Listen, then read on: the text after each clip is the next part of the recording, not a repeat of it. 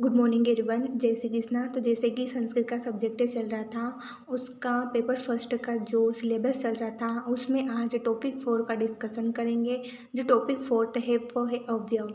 जो अवयव है, सबसे फर्स्ट पॉइंट ये बात जान लेना ज़रूरी है कि अवयव से एग्ज़ाम में किस तरीके का क्वेश्चन आएगा। तो एग्ज़ाम में अवयव से एक शॉर्ट आंसर क्वेश्चन आएगा 5 मार्क्स का, जो कि रिक्त स्थान पूर्यत के फॉर्म में आएगा। ऊपर आपको एक बॉक्स में 5 ऑप्शन दे देंगे और नीचे पॉइंट के बेस में, मतलब जैसे रिक्त स्थान के क्वेश्चन आते हैं ना, बीच में से रिक्त स्थान पूर्यत के लिए, मतलब जैसे कुछ वाक्य दे दिया और उसमें अवयव जैसे च स इनके लिए रिक्त स्थान छोड़ देंगे, वहाँ पर को फिल करना है कि इसमें क्या आएगा।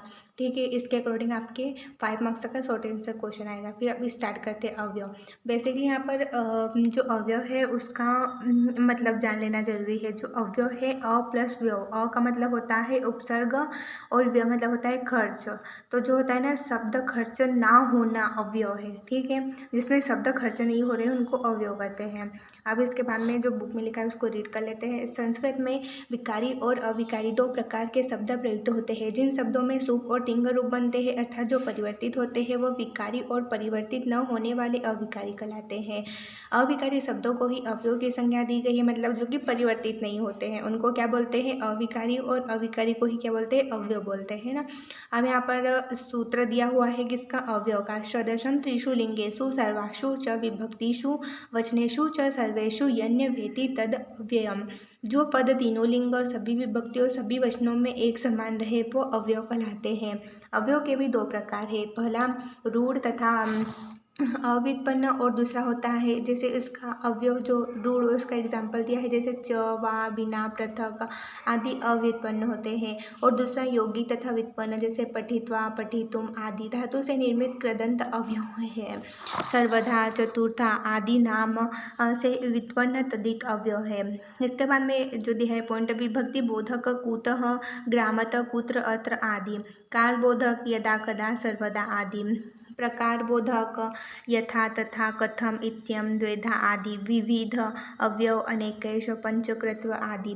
ये सब अवयव के टाइप से मतलब बता दिए इसमें कि ऐसे ऐसे अवयव आते हैं। अब यहाँ पर सबसे फर्स्ट अवयव है च। तो च के बारे में पढ़ते हैं। तो च एक संस्कृत अवयव है, उभय अन्वयी अवयव है। इसका अर्थ इस प्रकार है, मतलब इसका जो च का अर्थ है वो है और है। आजकल हम स्वल्प विराम का प्रयोग करते हैं, इसके स्थान पर संस्कृत में च इस अवयव का प्रयोग किया जाता है। जो संस्कृत में जैसे अपन हिंदी में अल्प विराम का, स्वल्प विराम का प्रयोग करते हैं, जो कोमा होता है ना उसका प्रयोग करते हैं, तो जो संस्कृत होती है उसमें च का मतलब भी और ही होता है और उसका मतलब भी और ही होता है। ठीक है, जैसे यहाँ पर संस्कृत में राम, श्याम, गणेश, महेश और देवेश, इसको संस्कृत में च की मदद से कैसे लिखते हैं, प्रत्येक शब्द के बाद च को लिखा जाता है। ठीक है, यहाँ पर दिया है राम च, श्याम च, मोहन, गणेशश्च, महेशश्च, देवेशश्च। ठीक है, इसको एक विकल्प है, केवल आखिरी च को रहने दिया जाता है और बाकी च का लोप किया जाता है। राम च, श्याम च, गणेशश्च, महेशश्च, देवेशश्च। यहाँ पर क्या हो जाएगा, राम, श्याम, गणेश, महेश, देवेश, च, ये च है वो लास्ट में चला गया। ठीक है, और च अवयव के उदाहरण यहाँ पर और दिए हैं उदाहरण। राम, लक्ष्मण और सीता वन जाते हैं। रामश्च, लक्ष्मणश्च, सीताश्च वनम गच्छन्ति। राम, लक्ष्मण, सीता च वनम गच्छन्ति। युधिष्ठिर, भीम, अर्जुन, नकुल और सहदेव पांडव है। युधिष्ठिर च, भीम च, अर्जुन च, नकुल च, सहदेव च पांडवा सन्ति। युधिष्ठिर, भीम, अर्जुन, नकुल, सहदेव च पांडवा सन्ति। राम और श्याम जाते हैं। रामः च श्यामश्च गच्छतः। रामः श्यामश्च गच्छतः। राम और रावण दुश्मन है। राम च रावण च शत्रु आस्ताम। रामः रावणः च शत्रु आस्ताम। इस प्रकार ये च के जो है ना वो अवयव बनते हैं। यहाँ पर अग्निवेश, भैल, पराशर च, आत्रेय, पुनर्वसो, शिष्या भवन्ति। वायु, पित्त, कफश्च इति त्रय दोषा भवन्ति। वैद्य, रोगी, भेषजम, परिचारक च, चिकित्सा, चत्वार पादा भवन्ति। ये अपन ने च अवयव के उदाहरण और च अवयव को पढ़ा। तो इसमें एग्जाम्पल मैं आपको बताती हूँ, मैं एग्जाम में कैसा था, कोई भी सेंटेंस दे देगा, उसमें यहाँ पर जो ये च अवयव है यहाँ पर क्या रहेगा, रिक्त स्थान दे देगा, फिर पूरा सेंटेंस लिख देगा, फिर वहाँ पर ऊपर जो कोष्टक में आएंगे कि इसमें च लिखा रहेगा, तो इसमें क्या रहेगा, फिर यहाँ से ऑप्शन ढूंढ के इनको फिर भरना है। ठीक है, अब सेकेंड अवयव है अपि। अपि की बात करते हैं तो अपि इसके दो अर्थ है। अपि का प्रथम अर्थ भी है और अपि का दूसरा अर्थ है, जो प्रश्न निर्माण के लिए अपि का प्रयोग किया जाता है। अपि इस अवयव के उदाहरण है, भी इस अर्थ में के उदाहरण है। सीता अपि रामेण सह वनम गच्छति, सीता भी राम के साथ वन जाती है। कर्ण अपि पांडवाः सन्ति, कर्ण भी पांडव था। अहम अपि विद्यालय गच्छामि, मैं भी विद्यालय जाता हूँ। वर्षा समय मेघा अपि गरजन्ति, बारिश के समय बादल भी गरजते हैं। प्रश्न निर्माण के लिए अपि का प्रयोग।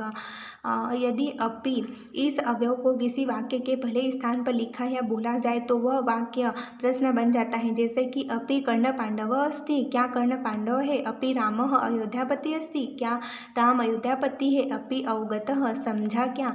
छात्रा चरक संहितां पठन्ति, सुश्रुत संहिताम् अपि पठन्ति। व्याधय बालान् बाधन्ते, युकान् अपि बाधन्ते। अष्टांग हृदय केवलं रोगनिदानं न, रोगपरिहारम् अपि अस्ति।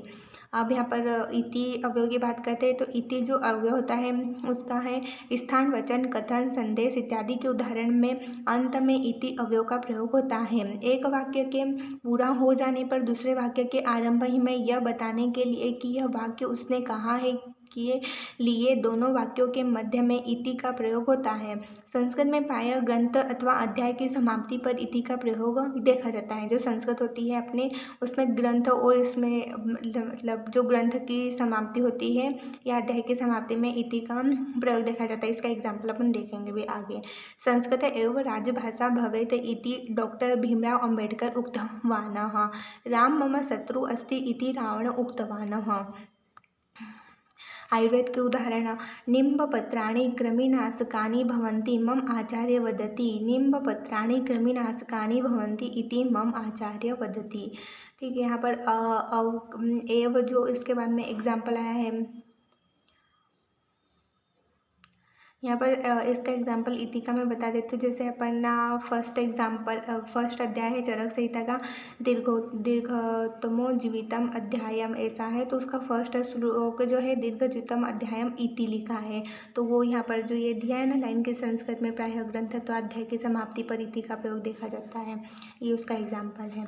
अब यहाँ पर जो है इसके बाद का अवयव है एव। एव का मतलब होता है अथवा। शिशु क्षीरम एव पिबति, छात्रा ब्रह्म मुहूर्ते एव उत्तिष्ठन्ति, मत्स्या जले एव जीवन्ति। आयुर्वेद से उदाहरण। दोष वैषम्य एव रोग कारणम, कुपितः वायु एव विकारान् जनयति, ज्वर एक एव संताप लक्षणम, ब्रह्मदेव एव आयुर्वेदस्य प्रथम उपदेष्टा। जो अवयव होते हैं ना उनमें जो अवयव का मीनिंग होता है, जैसे कि अभी अपन ने पढ़ा क्या कि एव का मतलब होता है अथवा, च का मतलब और। ये बहुत मतलब इम्पोर्टेंट है, इनके अर्थ याद कर लो। तो अपन जो कहीं पर लगाते हैं ना तो मतलब श्लोक का जो अर्थ कुछ कुछ आता है उसके अकॉर्डिंग अपन उसको फिट कर सकते हैं। तो इसमें सबसे मेन अवयव में क्या रहता है कि उनका अर्थ याद कर लो कि इसका हिंदी में क्या बनेगा। ठीक है, इति स्थान, वचन, कथन, ये पढ़ लें।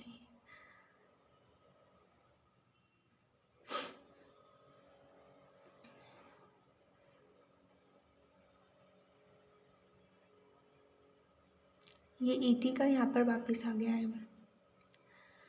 राम मम शत्रु अस्ति इति राम इति प्रथमो अध्याय। मम नाम रमेश इति। आयुर्वेद से उदाहरण। निम्ब पत्राणि कृमिनाशक, ये पढ़ लेता है ना। ठीक है। खलु, वास्तव में खलु एतस्य एका व्याघ्रा अस्ति, गुणः खलु अनुरागस्य कारणम्। अर्थ, केवल गुण ही प्रेम होने का कारण है। ननु औदाहरणः संबोधन, प्रार्थना, याचना। ननु गति सर्वापराधा, ननु गति सर्वागुणा ही। इसके बाद में जो है ही का मतलब होता है केवल। सर्वे ही स्वधर्म आचरणीयम, न ही ज्ञान अविवेन कृत्येन ज्ञेय ज्ञानम उपपद्यते हैं। ये चरक विमान से। इसके बाद में जो अव्यय है वो है उच्चे। नगरे गृहाणि उच्चे भविष्यति, नगर में घर ऊंचे होते हैं। गीता गृहे उच्चे हस्ति, गीता घर में ऊंचा हस्ती है। उपवने वृक्षाः उच्चे आसन, बाग में पेड़ ऊंचे थे। नीचे, मीरा नीचे है तिष्ठन्ति, त्वं सर्वदा नीचे एव वदसि, तुम हमेशा धीमे बोलते हो। बिना जलम बिना जीवनम न अस्ति, रामेण बिना सीता न अगच्छत। युगपद का मतलब होता है एक साथ। चक्रेण युगपद, चक्र के साथ। गणतंत्र दिवसे सैनिका राजमार्गे युगपद चलन्ति, मोहनः सोनस्य युगपद गच्छतः। फिर सह अव्यव है, उसका जो सेंटेंस है, सह का मतलब होता है साथ। पुत्रेण सह पिता, गत पुत्र के साथ पिता आया। श्यामेन साकम स्थूलम पुरुषम आसीत, श्याम के साथ मोटा व्यक्ति था। मया सह अशोक भविष्यन्ति, मेरे साथ अशोक होगा। स मया स आपणम अगच्छत, वह मेरे साथ बाजार को गया। सार्थम का मतलब भी होता है साथ। मोहन मया सार्थम पठति, राम धनिकेन सार्थम गच्छति, सह पिता सार्थम गृहम गच्छति। साकम का मतलब होता है साथ। पुत्रेण साकम पिता गतः, पुत्र के साथ पिता आया। श्यामेन साकम स्थूलम पुरुषम आसीतः, श्याम के साथ मोटा व्यक्ति था। इसके बाद में है अव्यव पुनः। पुनः का मतलब होता है बार बार। मित्र पुनः पाठम पठयति, पुनः मिलामः, पुनः आगन्तुम। ठीक है, इसके बाद में जो है वह क्या है यथा तथा। यथा तथा का जो मीनिंग होता है वो होता है जैसा वैसा। यथा देवदत्त तथा विष्णुदत्त अस्ति, यथा गुरु वदति तथा छात्रा अनुसरन्ति, जैसे गुरु बोलते हैं वैसे छात्रा उसका अनुसरण करते हैं। यथा राजा तथा प्रजा, जैसे राजा वैसे प्रजा। यथा अश्व धावति तथा शशक धावति। यथा माता स्वरूप तथा पुत्री स्वरूप, जैसे माता का स्वरूप है वैसा पुत्री का स्वरूप है। यथा व्यास उदितवान तथा गणपति लिखितवान, जैसे व्यास ने बोला वैसे गणपति ने लिखा। यथा वृक्षम तथा फलम, जैसे वृक्ष वैसा फल। यथा ऐस वदति तथा सुख अनुवदति, ऐसा ऐस ने बोला तथा सुख ने कि वैसा अनुवाद किया। ठीक है, यावत त्यावत। यावत तव्य है जिसका मीनिंग है जब तक तब तक। यावत वायु स्थितो देहम तावत जीवन मुच्यते। यावत मेघा सन्तन्ति, जब तक मेघा नहीं होते। तावत वर्षा भविष्यन्ति, तब तक वर्षा का अनुमान, ऐसा कुछ इसका मीनिंग हुआ। यावत जलम अस्ति तावत जीवनम अस्ति, जब तक जल है तब तक जीवन है। यावत श्वासा तावत आशा, जब तक श्वास है तब तक आस है। यावत शिक्षक अस्ति तावत छात्राः तूष्णी तिष्ठन्ति, जब तक शिक्षक है तब तक छात्र चुप बैठते हैं। यावत भारत देशे जनसंख्या अस्ति तावत अमेरिका देशे नास्ति, जब तक भारत देश की जनसंख्या है तब तक अमेरिका देश की नहीं है। यावत कार्यम पिता करोति तावत पुत्र न करोति, जो कार्य जब तक कार्य पिता करेगा तब तक पुत्र नहीं करेगा। गंगा यावत शीघ्रम बहती तावत अन्या नदी न बहती, गंगा नदी शीघ्र बहती है, जब तक गंगा शीघ्र बहती है तब तक दूसरी नदी नहीं बहती। यावत् अस्माकं महोदयः सम्यक् पाठयन्ति तावत् अन्य महोदय न पाठयति। यावत् सुन्दर कश्मीर नगरम अस्ति तावत् अन्य नगरे नास्ति। यदि तर्हि, यदि तर्हि, यदि का मतलब है मीन्स से, तर्हि का मतलब मीन्स देन। यदि आसन्दः अस्ति तर्हि महिला उपेक्षते।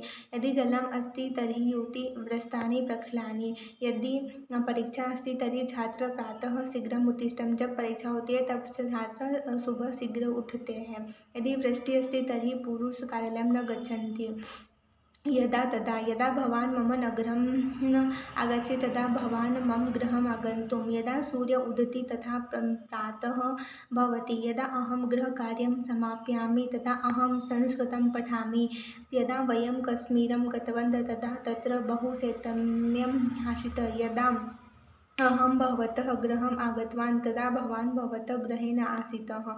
यदा अहं बालकः आसं तदा अहं संस्कृतं पठितवान्। यदा सार्धषड्वादनं भवति तदा संस्कृतकक्षां भवन्ति। न का मतलब होता है नहीं। अभ्यासेन किं न सिद्ध्यन्ति, बालकः क्रीडति वा न बालकः पठन्ति। किं त्वं क्रीडनम् इच्छामि, अहं न इच्छामि, कार्यम् अस्ति, सः न पठति, कपोतुच्छेन उड्डीयते। फिर अव्यव है कति। कति का मतलब होता है कितने। मनुष्य कति ज्ञानेन्द्रियाणि सन्ति, मनुष्य की कितनी ज्ञानेन्द्रियाँ है। सप्ताह कति दिनानि भवन्ति, सप्ताह में कितने दिन है। महाभारत युद्ध कति दिनानि प्रचलितः, अष्टादश दिनानि। महाभारत युद्ध कितने दिन चला, 18 दिन। भवान् कति दिनानि तत्र वासं कृतवान्, भवान् कितने दिन वास करते हैं। अहं त्रीणि दिनानि, 3 दिन तत्र वासं कृतवान्। हाँ, भगवान कितने दिन वहाँ वास करते हैं, इसका मतलब। कुतः कहाँ से, किस कारण से। कुतः पुनः संशयमिति, कुत आगच्छति, कुतः आनीतवानः, कहाँ से आ रहे हो, है ना। अन्यथा नहीं तो, प्रतिदिन व्यायाम आवश्यक, अन्यथा रोगी भविष्यतः, प्रतिदिन व्यायाम करना चाहिए नहीं तो रोगी हो जाओगे। अध्ययनं करोतु अन्यथा उत्तीर्ण न भविष्यति, अध्ययन करो नहीं तो उत्तीर्ण नहीं होंगे। एकत्र, एकत्र का मतलब होता है इकट्ठे। छात्रा एकत्र तिष्ठन्ति, छात्रा इकट्ठे है। सर्वे एकत्र वदन्तु, सभी एक साथ बोल रहे हैं। किमर्थ, किसके लिए। भवान तं मम गृहं किमर्थ न आनीतवान्, भवान है किमर्थम कक्षां न आगतवान्। किमर्थ कंठ अवरुद्धः, किस लिए कंठ अवरुद्ध हुआ। एकदा एक बार, एकदा एक नप आसीत्, एक बार एक नप आसीत् है, था। एकदा अहम वनम अगच्छम, एक बार मैं वन गया था। एकदा स अत्र अगच्छत्, एक बार वह यहाँ आया था। कियत् मतलब कितने, कियत् मतलब जना आसन, कितने जन थे। कियम धनम भवताम, आपके पास कितना धन है। इह मतलब होता है यहाँ। इह भवानः उपविशतु, यहाँ आप बैठे। इह चत्वारि दानानि प्रोक्तान्ति परम श्रीभिः, इह खलु मम प्रियम मित्रः।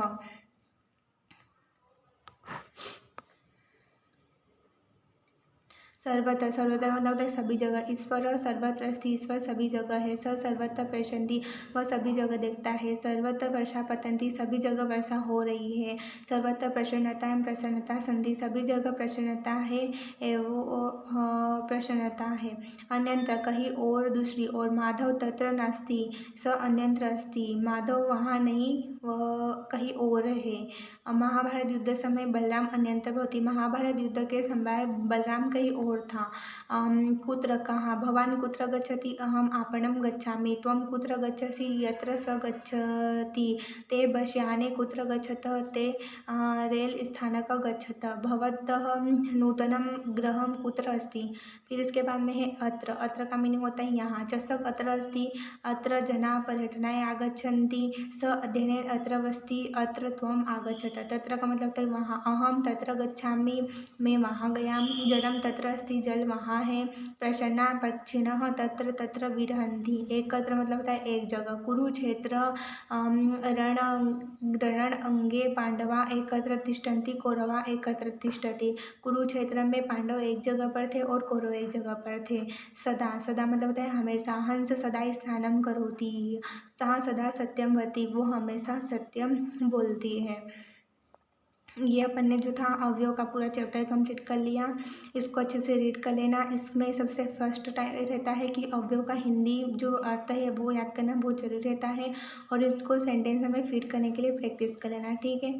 यदि वीडियो अच्छी हो लगी हो तो like comment share and subscribe कर लेना। Thank you for watching my video.